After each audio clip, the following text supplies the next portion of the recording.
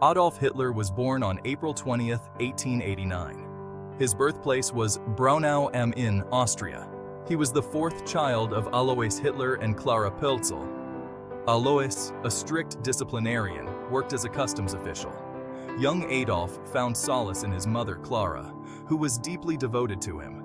Their home life, though seemingly ordinary, held the seeds of future turmoil. Alois Hitler's stern demeanor cast a long shadow over the household. He often clashed with his children, particularly Adolf. Klara, ever the protective mother, shielded Adolf from his father's wrath whenever possible. This dynamic created a complex family environment, marked by both tension and affection. Despite the complexities of his home life, young Adolf enjoyed a relatively normal childhood. He played with friends, explored the Austrian countryside, and attended school. However, beneath the surface of this seemingly ordinary upbringing, darker currents were beginning to stir. These early years, though seemingly insignificant in the grand scheme of history, played a crucial role in shaping the man who would one day plunge the world into darkness. The seeds of ambition, resentment, and a yearning for something more were sown in the fertile ground of Hitler's youth. These seeds, though small and seemingly harmless, would eventually grow into a monstrous and destructive force. Adolf Hitler's academic journey was marked by a distinct lack of distinction. From an early age, he found himself at odds with the conventional education system. He struggled in school, finding little interest in the traditional subjects taught. The rigid structure of the classroom stifled his creativity and left him feeling disconnected. His teachers found him to be an indifferent student, often lost in his own thoughts. They saw a boy who was physically present but mentally absent, his mind wandering far from the lessons at hand. Math and science held little appeal for the young man, who preferred to lose himself in the world of art. The numbers and formulas seemed meaningless compared to the vibrant images he could create with a pencil or brush. Art became Hitler's refuge, a sanctuary from the rigidity and boredom of his academic life. In the margins of his notebooks, he would sketch scenes from his imagination, finding a sense of freedom and expression that the classroom could not offer. He filled his notebooks with sketches, dreaming of becoming an artist. Each drawing was a step closer to a world where he could be free from the constraints of traditional education. He envisioned himself as a painter, capturing the beauty of the world on canvas. The idea of creating something beautiful and lasting was far more appealing than any academic achievement. He poured his heart and soul into his drawings, finding solace in the creative process.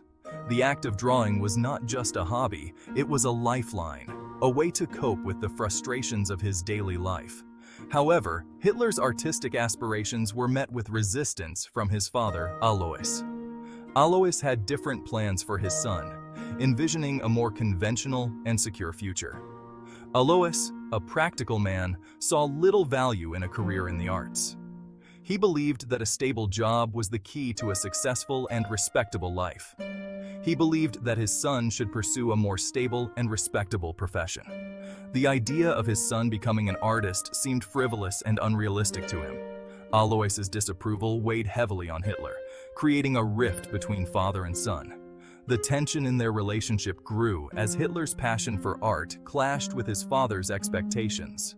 Despite his father's disapproval, Hitler clung to his artistic dreams. He was determined to prove that his passion was not a mere whim, but a calling. He continued to sketch and paint, seeking solace in his art. Each stroke of the brush was an act of defiance, a statement of his commitment to his dreams. He believed that he possessed a natural talent, a gift that set him apart from his peers.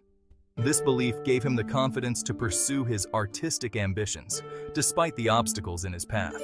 This belief in his own artistic abilities, though later proven to be misguided, would fuel his ambition and shape his perception of the world. It was a driving force that would influence his actions and decisions in the years to come, leaving an indelible mark on history.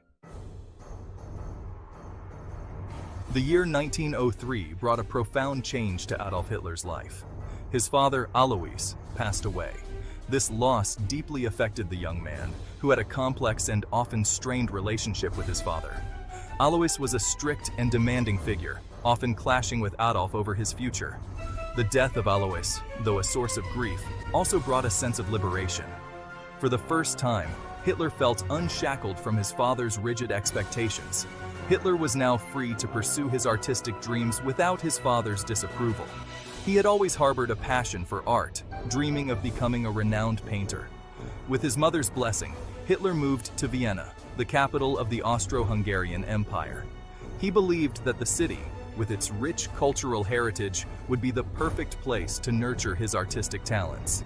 He hoped to gain admission to the prestigious Vienna Academy of Fine Arts. The academy was renowned for producing some of the finest artists in Europe. Vienna, at the time, was a vibrant cultural hub, a melting pot of nationalities and ideologies. The city was alive with intellectual debates, artistic movements, and political discussions. However, beneath the city's glittering facade lurked poverty, social unrest, and a growing tide of nationalism. The stark contrast between the wealthy elite and the struggling masses was evident everywhere. Hitler's dreams of artistic glory were shattered when he was rejected by the Vienna Academy of Fine Arts. The rejection letter cited his lack of formal training and insufficient talent in figure drawing.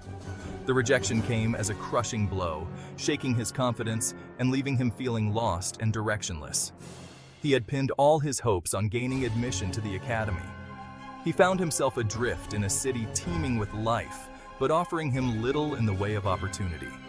The bustling streets of Vienna, once filled with promise, now seemed indifferent to his plight. Vienna, once a beacon of hope, now represented hardship and disappointment. The city's grandeur only served to highlight his own failures and struggles. To make ends meet, Hitler took on a series of menial jobs. He worked tirelessly, often for meager wages, just to survive. He worked as a laborer, a postcard painter, creating small artworks to sell to tourists, and even a street sweeper.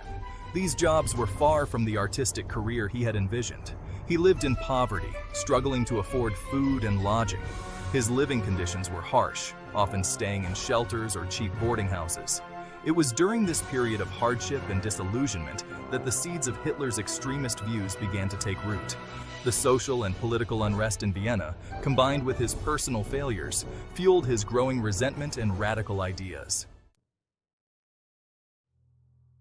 Vienna, in the early 20th century, was a breeding ground for radical ideologies.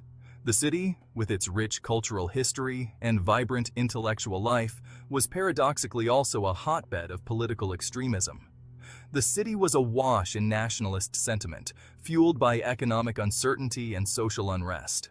The collapse of the Austro-Hungarian Empire had left many feeling disillusioned and desperate for change. Anti-Semitism, in particular, was rampant, with Jews often used as scapegoats for the city's problems. This toxic environment created a fertile ground for extremist ideologies to take root and flourish. Hitler, struggling to survive in this volatile environment, found himself drawn to these extremist views. He was a young man, adrift and searching for meaning in a city that seemed to offer little hope. He spent hours in coffee houses and beer halls, listening to the heated political debates that raged around him. These establishments were the epicenters of political discourse, where ideas were exchanged and radical beliefs were often born. He read pamphlets and newspapers that espoused nationalist and anti-Semitic views. These publications were widely circulated and easily accessible, feeding the growing discontent among the populace. He was particularly drawn to the works of Karl Lueger, the mayor of Vienna, who was notorious for his anti-Semitic rhetoric. Lueger's influence on Hitler cannot be overstated. His speeches were filled with hatred and vitriol, resonating deeply with Hitler's own growing sense of resentment and anger. Lueger's speeches, filled with hatred and vitriol, resonated with Hitler's own growing sense of resentment and anger. The mayor's ability to sway public opinion with his inflammatory rhetoric left a lasting impression on the young Hitler.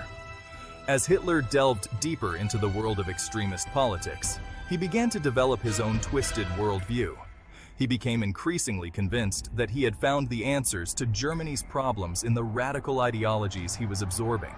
He embraced the idea of German nationalism, believing that the German people were superior to all others. This belief in racial superiority became a cornerstone of his ideology, driving his actions and decisions in the years to come. He adopted the anti-Semitic conspiracy theories that were prevalent at the time, blaming Jews for Germany's economic woes and social ills. These toxic beliefs were not unique to Hitler, but he absorbed them with a fervor that would later have catastrophic consequences. These radical beliefs, once adopted, took root in Hitler's mind and festered. They became the foundation upon which he would build his future political career, shaping his actions and decisions in profound ways. He became increasingly vocal in his hatred of Jews and his belief in German supremacy. His speeches and writings from this period reflect a growing obsession with these ideas, which would later become central to his political platform. He saw himself as a man with a mission, destined to save Germany from its enemies. This sense of destiny fueled his ambition and drove him to pursue power with relentless determination. The seeds of hatred and intolerance, sown in the fertile ground of Vienna's extremist underbelly, had taken root and begun to grow. These early experiences in Vienna were crucial in shaping Hitler's radical beliefs, setting the stage for the horrors that would later unfold. The city that had once been a beacon of culture and intellect had, in many ways, become a crucible for the dark ideologies that would soon engulf Europe. Vienna's complex social and political landscape provided the perfect environment for a young, impressionable Hitler to develop the radical beliefs that would define his life and legacy. Understanding the shaping of Hitler's beliefs in Vienna is crucial to understanding the broader historical context of the early 20th century. It was here, in the heart of a city teetering on the edge of chaos, that the seeds of one of history's greatest tragedies were sown.